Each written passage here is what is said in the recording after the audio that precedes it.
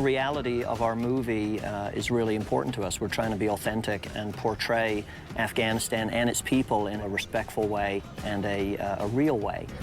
Ultimately, we took this project, and what we want the audience to feel is a sense of immersion. It's really a character study. We were really into the emotional complexity of it. Can you get laughs here? Can you get tears here? There's shit in the air, and I don't think I can do this. I didn't see it as just an out-and-out comedy. I mean, I saw it as a real story with humorous moments. Are you saying I'm a 4? I'm saying you carry an orange fucking backpack. The scope of what's going on in war and in Afghanistan is so much bigger than anything that Kim's done. It's an awakening for her. Oh, God.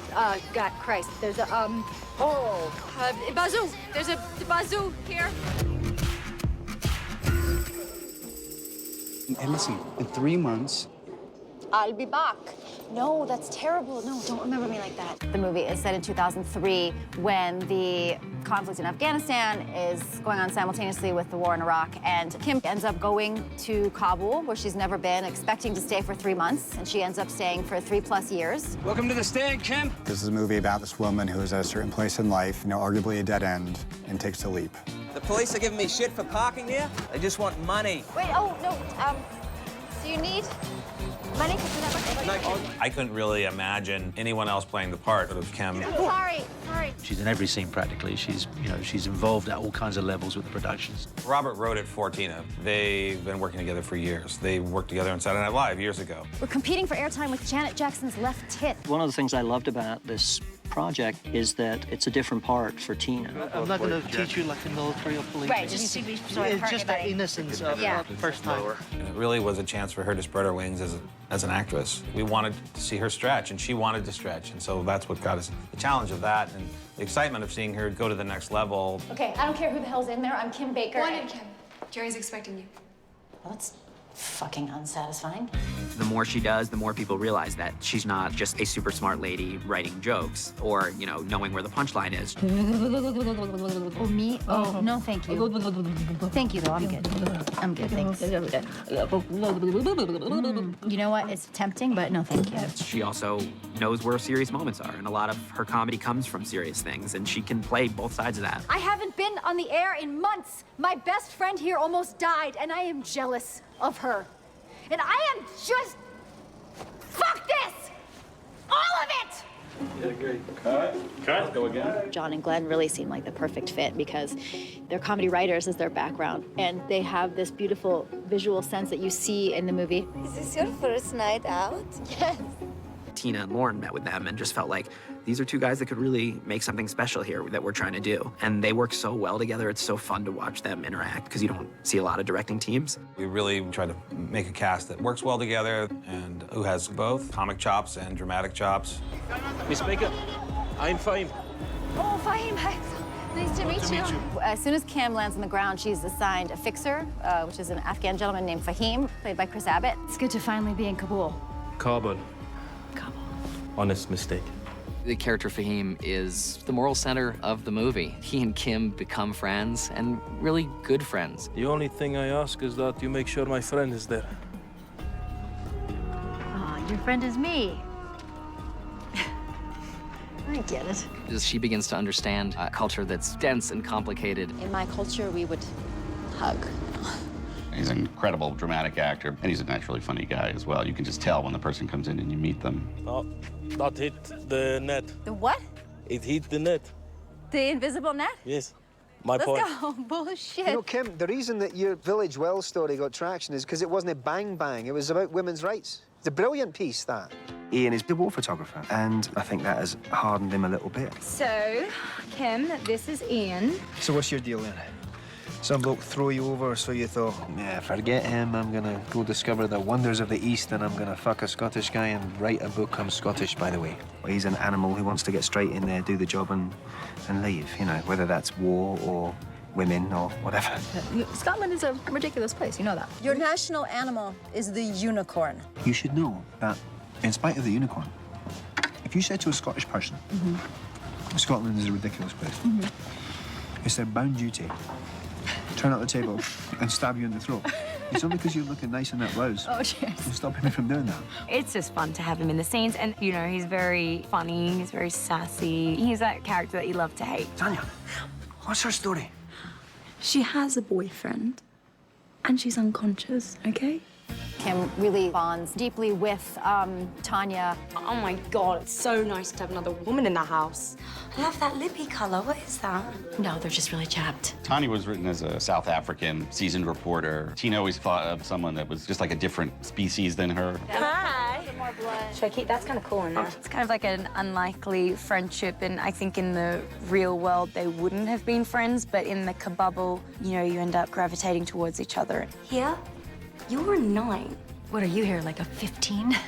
Yeah. The other reason for hiring someone as beautiful as Margot was that Tina is anything other than a New York 7. Tina's beautiful. It's a little, yeah, I know. It's just like a little bit of suspension of disbelief, but, you know, I think that contrast is there. Domestic, reportage. Reportage. We need to work on your lie. What is your lie? I'm actually a very tall Asian man named Ronald.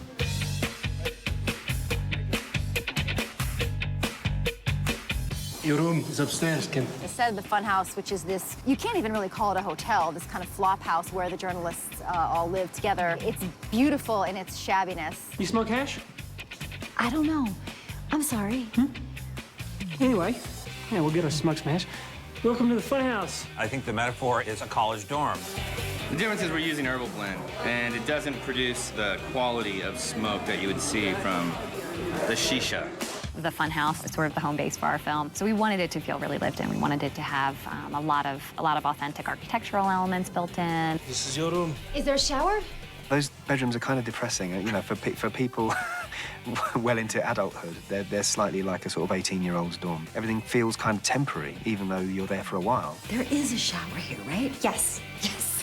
Yeah, it's gross, but it's so appropriately gross. It's like you're living in a beautiful ashtray. We've got a great art department led by Beth Mickle, our designer, and I think she's doing a remarkable job with her team of bringing Afghanistan and Kabul to life here in New Mexico. You know, what Beth Mickle's been able to do here in Albuquerque, New Mexico, and Santa Fe, New Mexico, to make us feel like we are actually in Kabul has been amazing. It's fantastic. The weather's lovely. And the shopping's incredible. And the restaurants, oh. The mud brick and the adobe that they use there, it's actually really similar to what they do here in Santa Fe and in Albuquerque. So this is a location that ended up being really just incredibly fortunate because we started with a lot of the same materials. This is a very sort of brown and beige environment, which is fairly typical for Afghanistan. But I'd say, you know, not all of our exterior environments are this. And the directors were great. They wanted to give it more life, a little bit more spice, give it a little more color. A lot of blues, a lot of rich Mediterranean colors unexpectedly. There's a lot of mint tones. There's a lot of beautiful oranges. There's a lot of really deep, rich reds and magentas. We just wanted to be a little bit dirtier, like to feel more like a grimier downtown. So we called the local dirt and gravel company and had them drop half a truckload of dirt so we could spread that around. 6 or 7 different sets have gotten full dirt coverage. But man, do I have to say, what a difference it makes. We spent more time on this movie talking about atmospherics and dust and smoke than all our other movies combined. We went through 5 tons of dust that we blew in our actor's face, take after take after take. We were just trying to create this sense of clear mountain light interrupted by, you know, dense atmospherics. Woo! Sorry about that. Well, I've made a couple of movies here in New Mexico before, and I knew that John and Glenn were directing a movie. That's all I knew, and then I was sent the script, and I read it, and I loved it. We'll get you out to a fob as soon as we find a ride for you. In the meantime, Captain Stern here will see to it that you get a wet hooch. After we scouted Kirtland Air Force Base, we found the hilltop where we wanted to put our FOB set. We started engaging with the DoD. This set is a fictional FOB. It's called FOB Norton, or Forward Operating Base. Also very similar to what we call a combat outpost. So it's very, very authentic looking from what you would really see in Iraq or Afghanistan. They said that they would use it as a training mission where they would actually set up the FOB the way they would overseas and use it for the guys to get the experience of landing on the ground and, you know, uneven terrain, setting up the HESCOs, setting up the tents and the huts and the latrines. How about you guys? Anybody in here? No, wait. Oh, that's the shitter. Okay. Because our movie takes place in 2003 to 2005, We have real military dressed in our costumes. They're not wearing their own because the camo has changed. Props has had to get ballistic vests that are appropriate for that time period. So far, I haven't been hit. But I want to see how good this bulletproof vest is. Lisa Lovas is another just incredible asset. Not only can she do the military stuff, which she researched every aspect of every character and just really reflected reality in a perfect way. The main protagonists in the movie, they're journalists and they have hard jobs and they really have to wear sort of very comfortable, tough-wearing clothes. Man, you got a sticker on your pants? It's bugging the shit out of me. Thank you. I got new pants. New pants in the desert. All these people come here, they got a bag about this big. So Lisa did the math basically and saying like, well, she's bought 5 shirts, 3 pairs of pants, and they all have to kind of work together. What the dick? Why did Fahim tell me I could dress like this? I have never been so excited about the wardrobe for a movie in my life. I'm in the most comfortable clothes. Also, I'm a big fan of the headscarf. Is this an orange rug? No, ma'am. Not on my vehicle. The girl at the North Face store said it was like military grade. We have a sequence where Kim is in an embed with the Marines, and just her choice to put me in this kind of light purpley shirt ended up being so kind of beautiful against the dirt that we were rolling in and the Marines' desert camouflage. Hearts and minds, the 2 best places to shoot somebody. We're trying to, have a level of atmosphere on the clothes and make it look like they've worn them for a while. And we can't do that to people's personal clothes. So we have supplied clothes for close to 8,000 costumes. Most of the people in Kabul wear a particular color palette. We went with creams, beiges, grays, something that looked like kind of a bustling city. Are you guys familiar with wearing burqas? All the women we did in blue burqas. John and Glenn really wanted to keep the colors of the burqas to be the sun-drenched and sun-faded blues. Ugh, so pretty, I don't even want to vote. We definitely need to have an Afghan presence on the set. Just one, how to pronounce things, the social interactions, just as a cultural expert at everything that we're trying to do. My name is Muhammad Anwar Yusufi. I'm making sure everything is perfectly done as far as pretending we are in Afghanistan. So there are little things that needs to be fixed before the shooting. Where are we? The Santa Fe prison. This plane is Kabul Airport.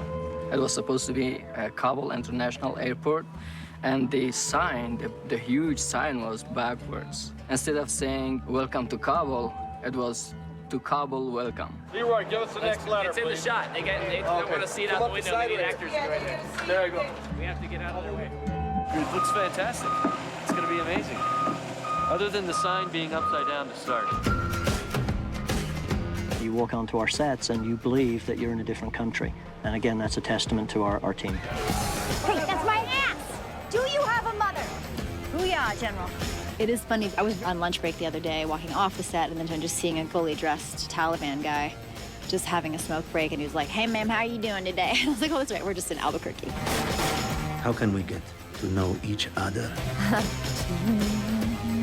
See, I told you that O magazine would increase your understanding of women. Can I have more both? Kim is American for white lady. Hoorah, Baker. Kim means who in Turkish. Who's that white lady?